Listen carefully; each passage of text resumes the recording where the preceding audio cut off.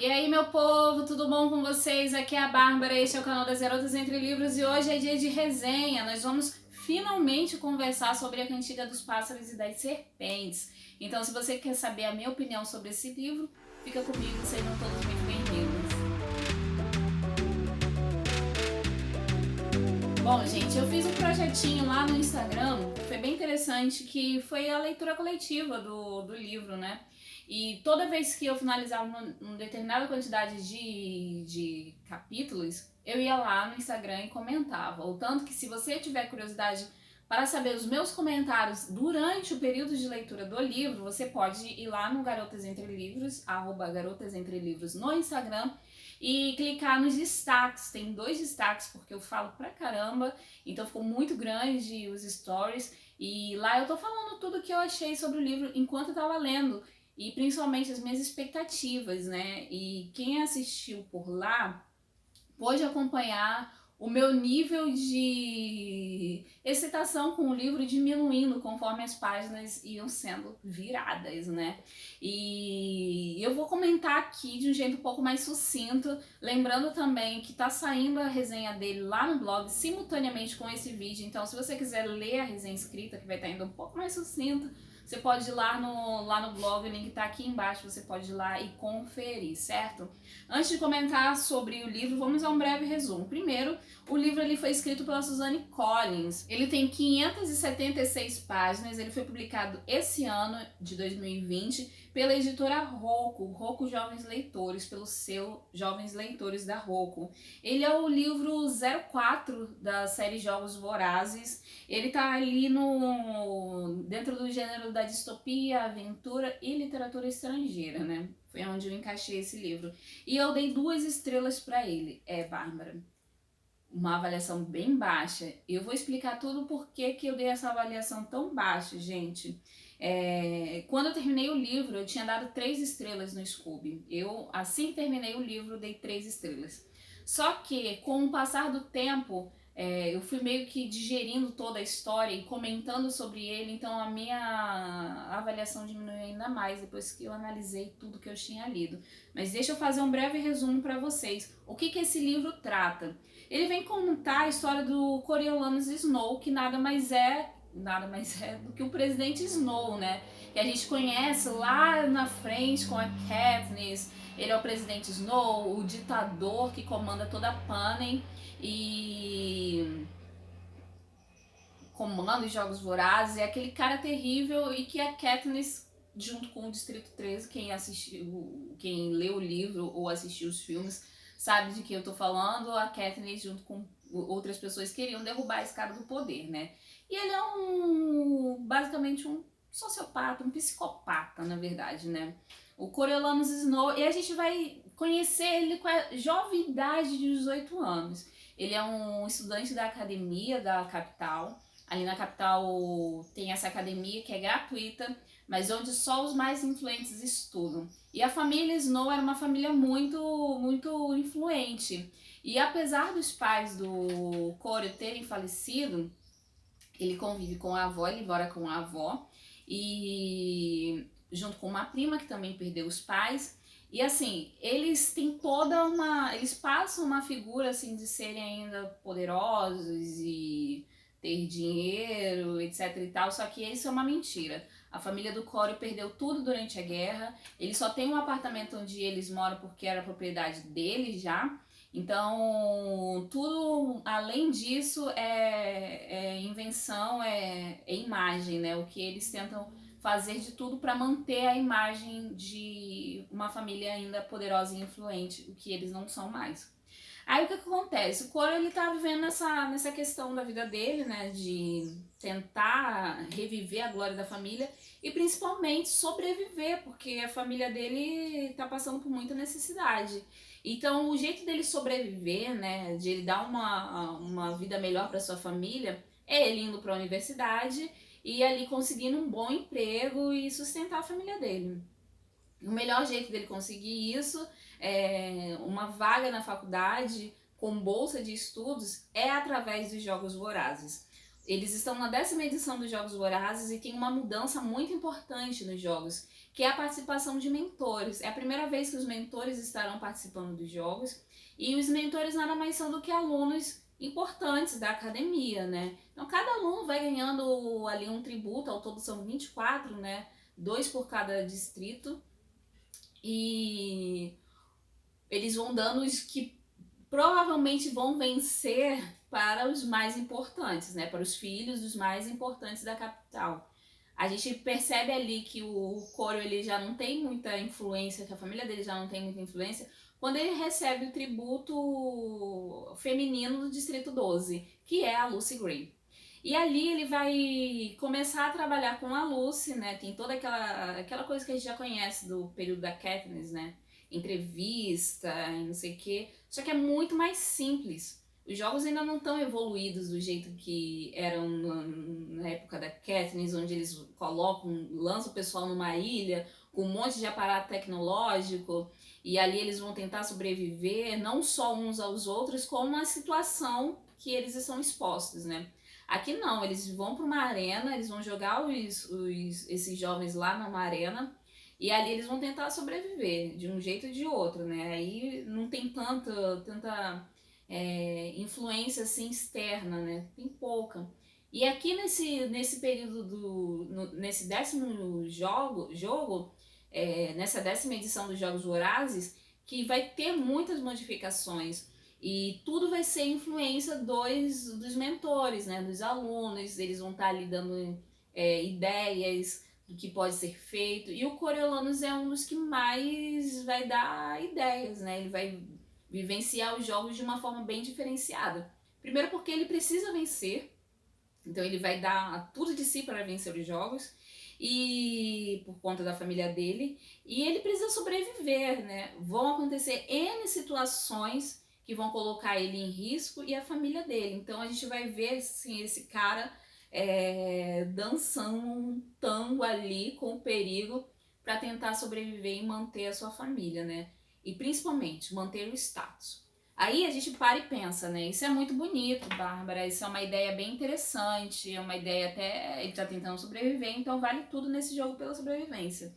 Só que assim, gente, poderia até ser louvável, só que não é. Os pensamentos do Coriolanus são bem de psicopata mesmo. Ele não tem. Você não percebe que ele tem um afeto verdadeiro pelas pessoas. As relações dele são baseadas no interesse. A única pessoa por quem você pensa que ele tem um mínimo de simpatia é pela prima dele, mas a prima dele ela faz de tudo pelo Corio. Então ela tenta, de um jeito ou de outro, manter ele ali naquela falsa imagem, né, naquele falso status, porque ela tinha esperança de que ele iria ajudar a família, né, ajudar eles, que é exatamente o que ele faz, né, no futuro, porque a gente já sabe o que acontece.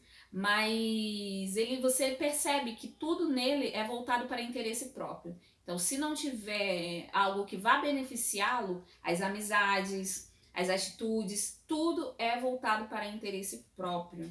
Aí, o que acontece aqui no livro, isso não é um grande spoiler, gente, mas acontece aqui é um pequeno spoiler. Pequeno spoiler. Se você não quiser saber, eu acho melhor. Enfim. Mas a Suzanne Collins vai colocar um romance aqui, que é entre o Coriolanus e a Lucy Gray, que é a atributo dele, né?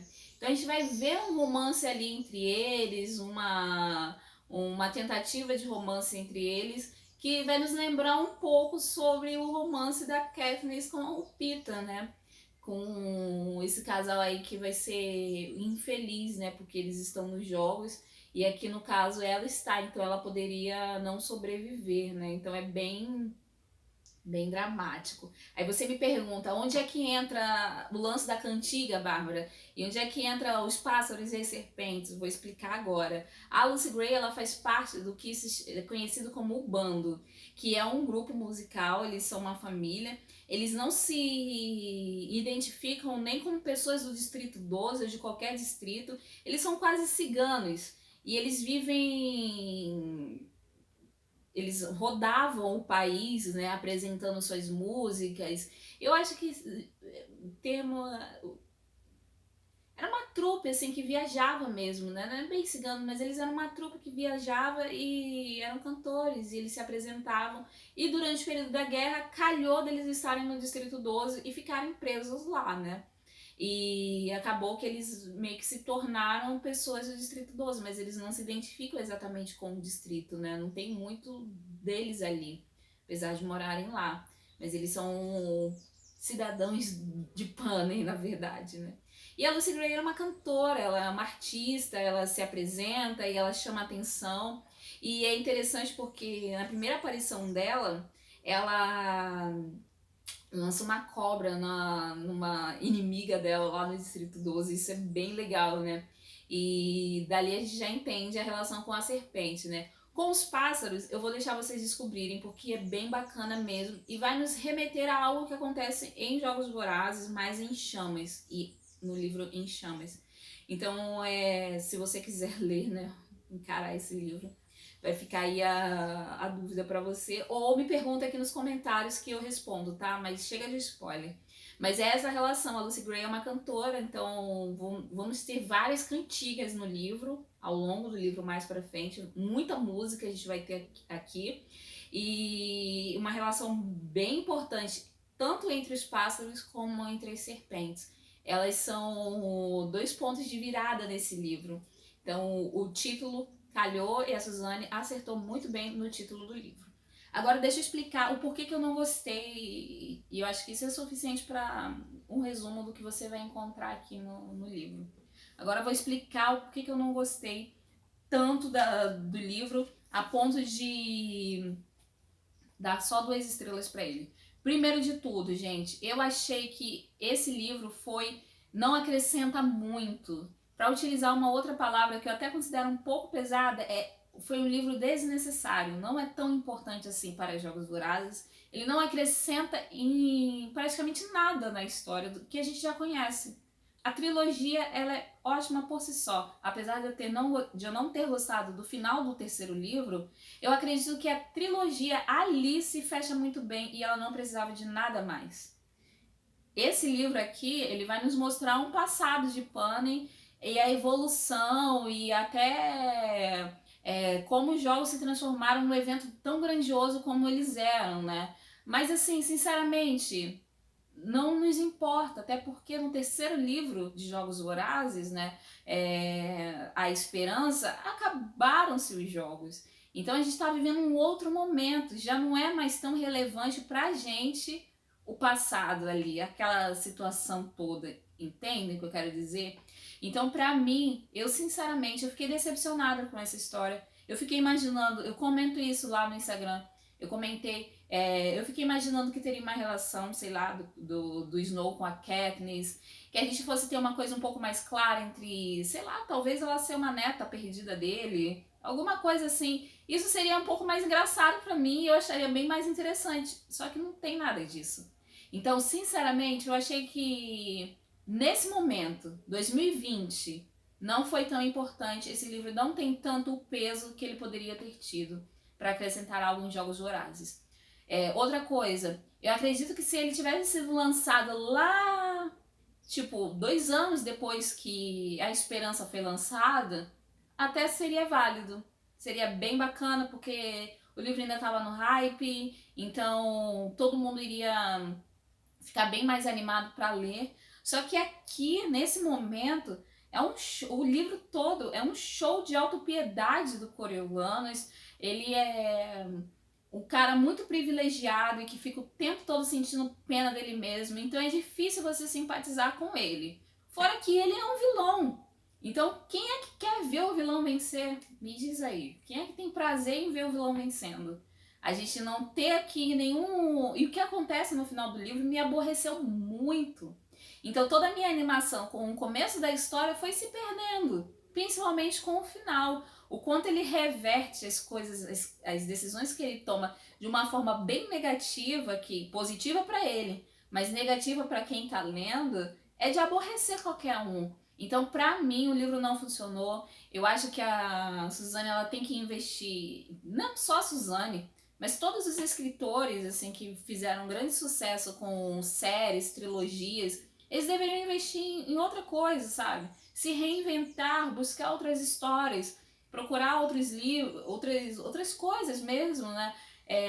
Abusar mais da criatividade, não temer que não possa mais fazer nenhum sucesso. A Suzane escreve muito bem, ela poderia ir para outro gênero, talvez, para não se repetir na história, né? Se ela fosse criar uma outra distopia, para ela não se repetir na sua escrita, ela poderia ir para outro lugar, fazer outra coisa, mas me decepcionou muito esse livro. Então, assim, foi bem difícil finalizar o livro, tanto que eu dei uma enrolada em alguns momentos, porque não estava fluindo mais, tava ficando cansativo e tava ficando chato ficar na mente do Coriolanus. Como o livro é em primeira pessoa, a gente tá ali ó, o tempo todo vendo o que ele lendo o que ele pensa, discordando de tudo que ele faz e as decisões que ele vai tomando ao longo do livro. E o final é ainda pior, no sentido de desgostar. Não é mal escrito, é muito bem escrito.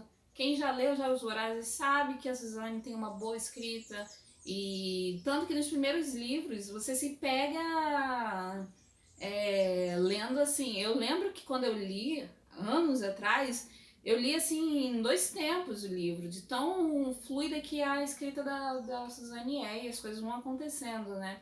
Ela não se limita apenas aos jogos nesse livro aqui, a gente vai evoluir na história, mas ainda assim não foi o suficiente para me fazer gostar do livro e é impossível gostar do Coriolanus, principalmente depois do final. Então, para mim não funcionou essa história. Como eu disse para vocês, talvez funcionasse melhor 10 anos atrás, no período em que Jogos Vorazes estavam no hype. Agora, muitos leitores como eu daquela época já leram outras coisas, já pensam de forma diferente e tem determinadas coisas que não funcionam dentro de uma mesma escrita, né? Dentro do mesmo mundo, do mesmo universo. E esse é um caso. Não funcionou pra mim, gente. Eu sinceramente falaria pra você investir seu dinheiro em outra história, não mais nessa, porque esse livro aqui, quem não se aborreceu com a mente do Coriolanus, ó, merece só meus parabéns. Então, o tanto que quando eu estava lendo ele numa leitura coletiva com outros amigos, abandonaram o livro. Eu que fiz a brasileira que não desiste nunca e fui até o final, justamente para poder trazer uma opinião aqui para vocês, a minha opinião para vocês. E, enfim, se você já leu o livro e tem uma opinião diferente, por favor, comente aqui que eu vou adorar conhecer, eu vou adorar até conversar sobre, né? Porque eu acho que é importante opiniões que divergem conversam sobre ela. Então, se você gostou do livro, comenta aqui. Se você não gostou, comenta aqui também para me saber. E não deixe de acompanhar aqui o canal. Se você ainda não é inscrito, se inscreve, clica no botãozinho vermelho, no sininho. Segue a gente nas nossas redes sociais. E vai lá no blog conferir a resenha escrita também, tá certo?